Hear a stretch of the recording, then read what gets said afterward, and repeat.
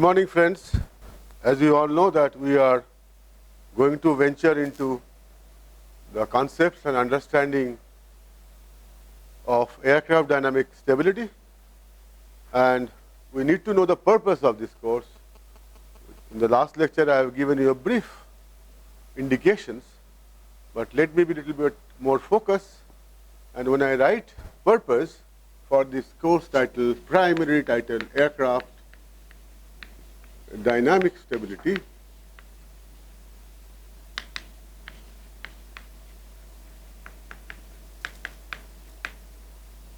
purpose, if I write, the purpose is to understand the dynamic stability is of course there, and what goes along with dynamic stability is the response of the airplane. So this response and dynamic stability, they are somehow linked. Okay, and if we talk about dynamic stability, immediately something will come to your mind, how the airplane is going to respond, or in more precise term, how will be its transient, right? That is what we look in aircraft dynamic stability.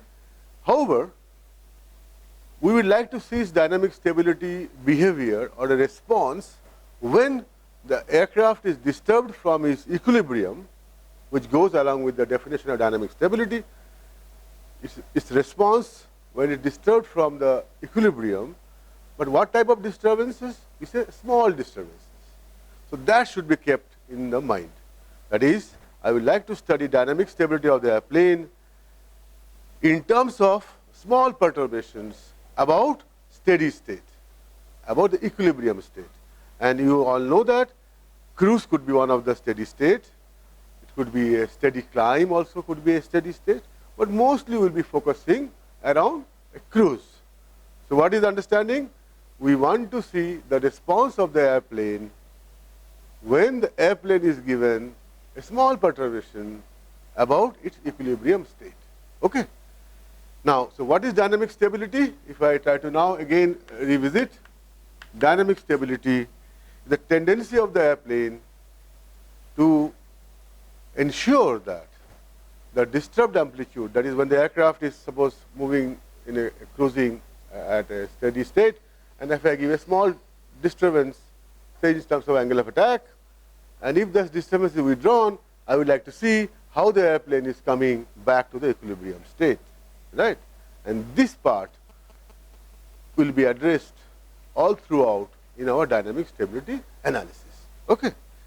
For example, if I say something is dynamically stable or the system is dynamically stable, graphically I show it like this, that if I give, this is the, let's say this is the disturbance, so I have given a disturbance, and if I withdraw the disturbance, whether it comes like this, whether it comes like this, whether it comes like this, the question is how its transient is behaving with respect to time, and whether it is coming back to its equilibrium or not, right?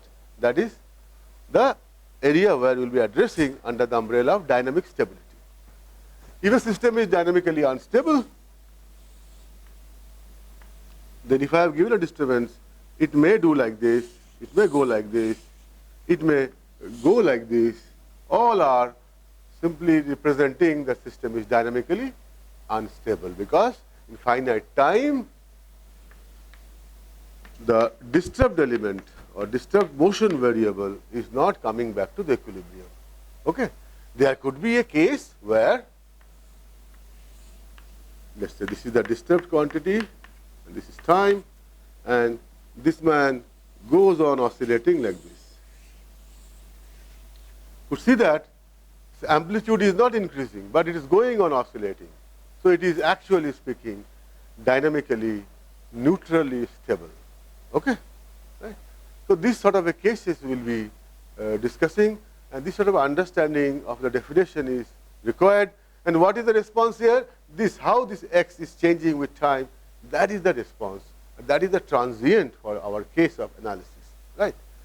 Please understand, when I write xt, this is the disturbed variable, in a sense, or perturbed variable. In a sense, suppose the airplane was flying at alpha equal to 5 degree, and it was maintaining a cruise. Okay, I give a small disturbance in alpha, say maybe 0.5 degree of disturbance I give. So this xt is 0.5 degree. Now, if it comes like this, I say the disturbed quantity is vanishing once the disturbance, which is causing the disturbance, is withdrawn, and is coming back to the same. Let's say this was alpha equal to 5 degree, and this xt is alpha, and this line equilibrium was 5 degree. So it is again coming back to 5 degree. So that shows the aircraft is dynamically stable. Okay. If we see the similar example for a mass spring damper system, so once I disturb it, this distance is xt. This is the perturbed quantity, small perturbation. Right? The perturbation should be such that there should not be any gross change in the whole system behavior. In a sense, I should not stretch it so much that the spring constant will change, the length of the spring will change, material cross-section will change. All these things are not allowed. Okay? That's a small disturbance.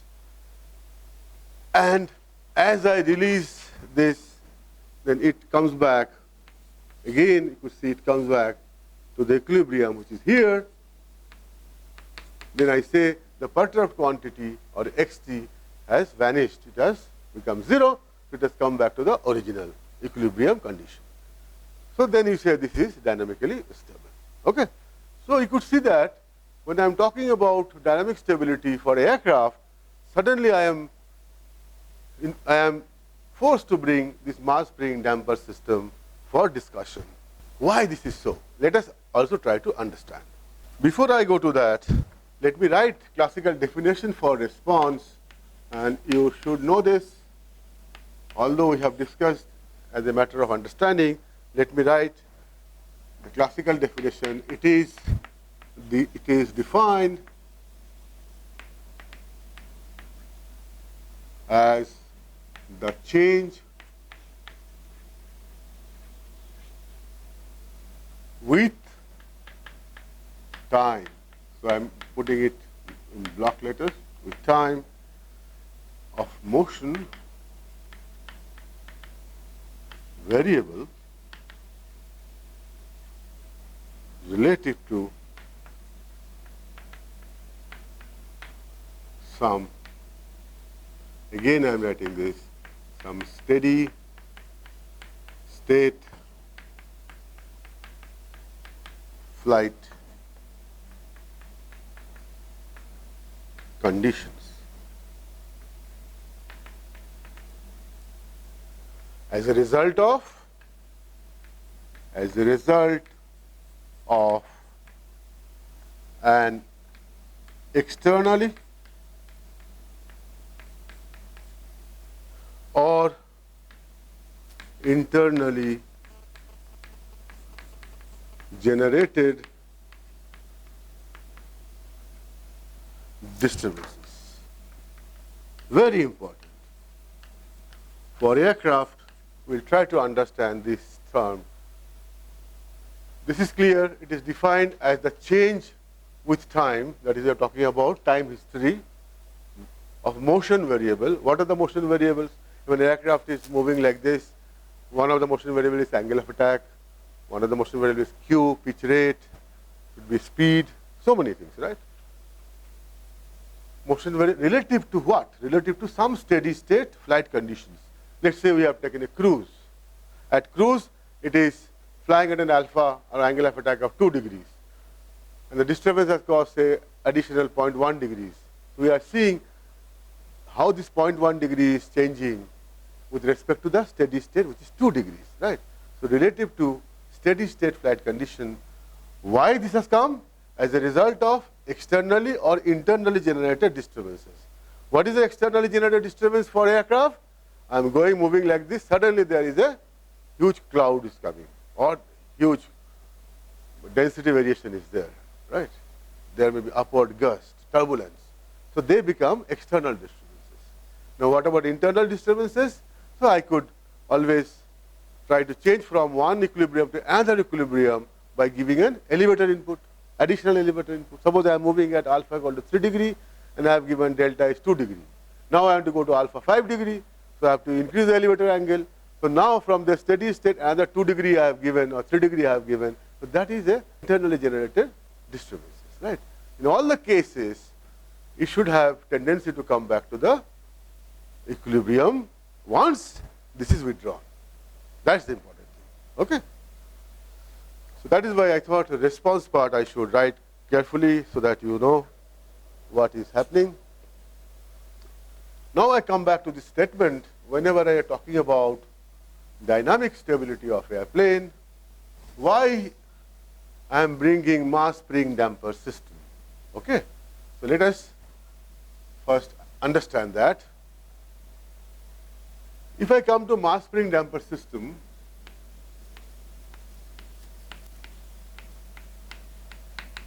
mass spring damper system,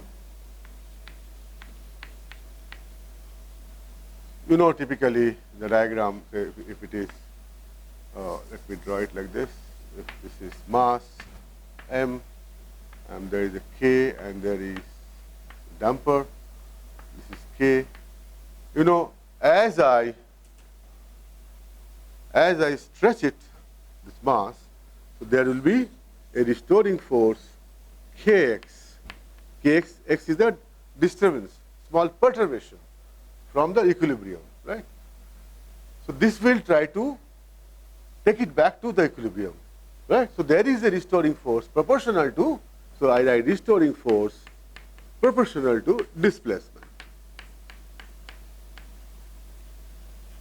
Also, you know that there will be a restoring force proportional to the rate of change of this small disturbance, and this is we call damping. And C is called the damping constant.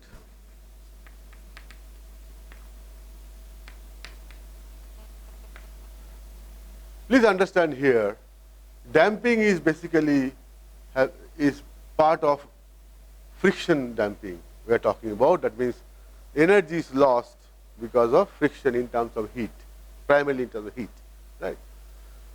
And there is another assumption that we are talking about linear damping. That is, this is Cx dot. It's linear. Not, there could be non-linear damping also. But we are talking about linear damping, and we are having the liberty to assume it linear damping because we are talking about small perturbation. Okay? So what is understood here? If this is the mass, there is one restoring force. As soon as you try to take it out from the equilibrium condition, and also depending upon what rate you are taking it out, there will be again a restoring which is damping in nature. These two combined will try to oppose this motion or try to bring it back to the equilibrium. Tendency to bring it back to the equilibrium, right? Now, think of an airplane. If I see an airplane,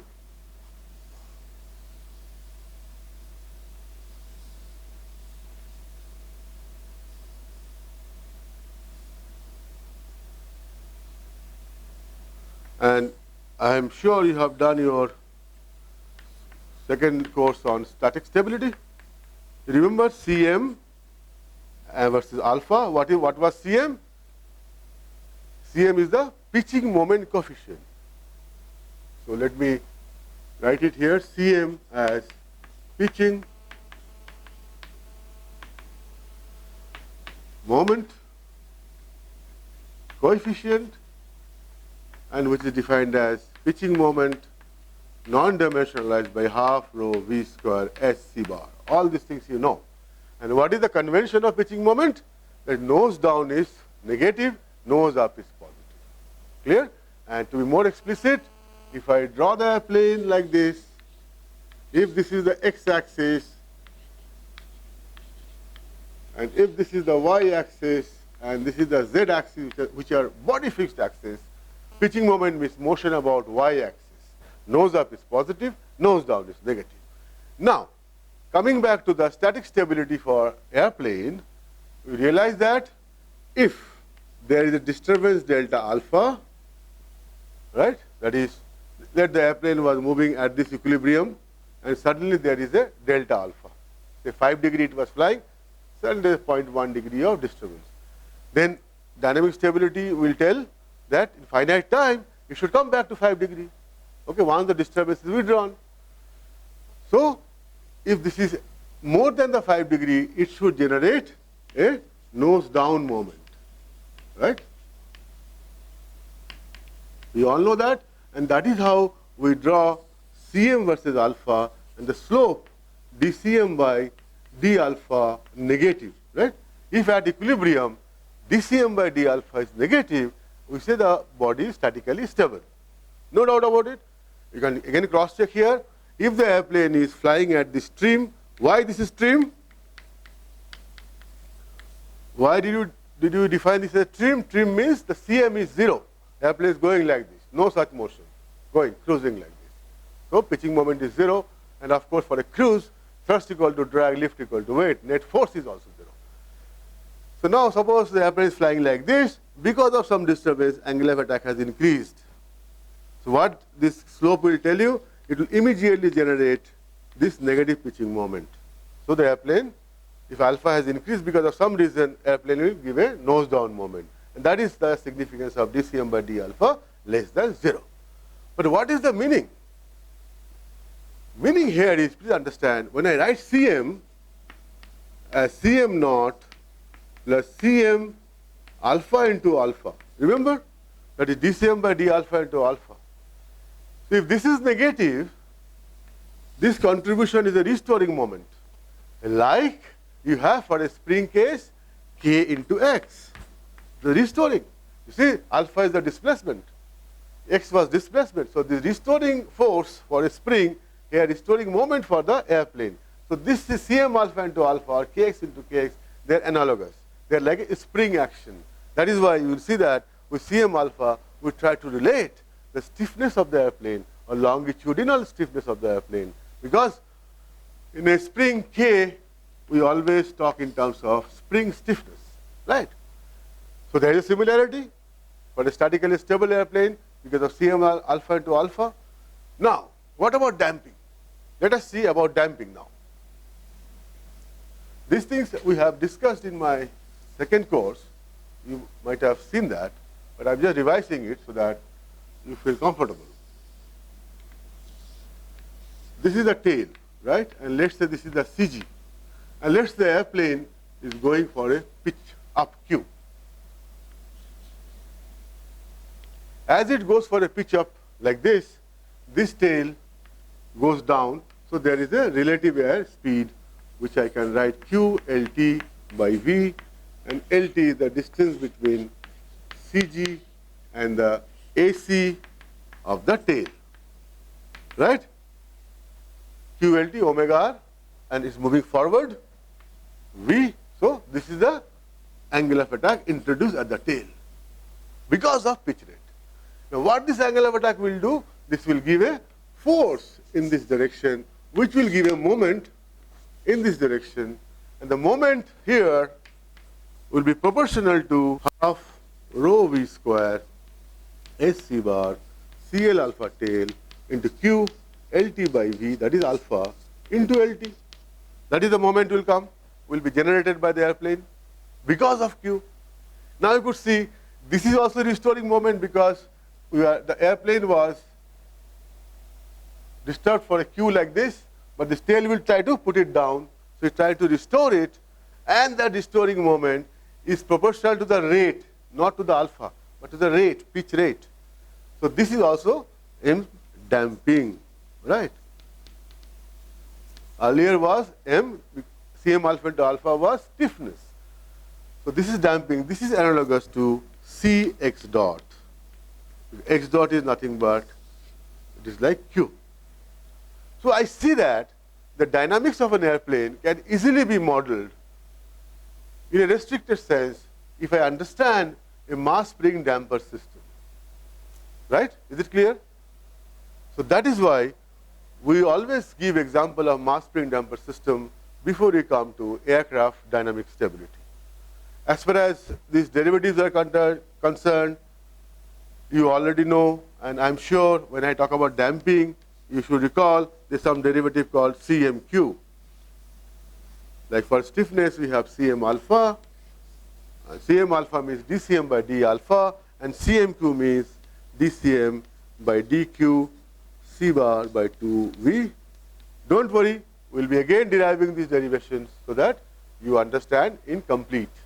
But to build this course, I like to orient your mind and see what is our roadmap, where you are going. The basic question is, why for an aircraft I am giving this example of mass spring damper system. Remember one thing, very important, in a mass spring damper system, there is a stiffness, that means the restoring force is proportional to the displacement. Similarly for aircraft, restoring moment is proportional to the angle of attack, which will lead to displacement. Also in a spring mass damper system, restoring force is also proportional to the rate Cx dot. Similarly for airplane also, restoring moment damping is also proportional to the rate, which is Q pitch rate. And here we write it as CMQ into QC by 2V. So these are the restoring tendencies, and because it has both, restoring moment has both function of displacement as well as rate, so this is attributed towards stiffness, this is towards damping. And there lies the similarity, there lies the necessity to understand the mass spring damper system dynamics. Once you understand that thoroughly, we come back to aircraft again. Is it clear?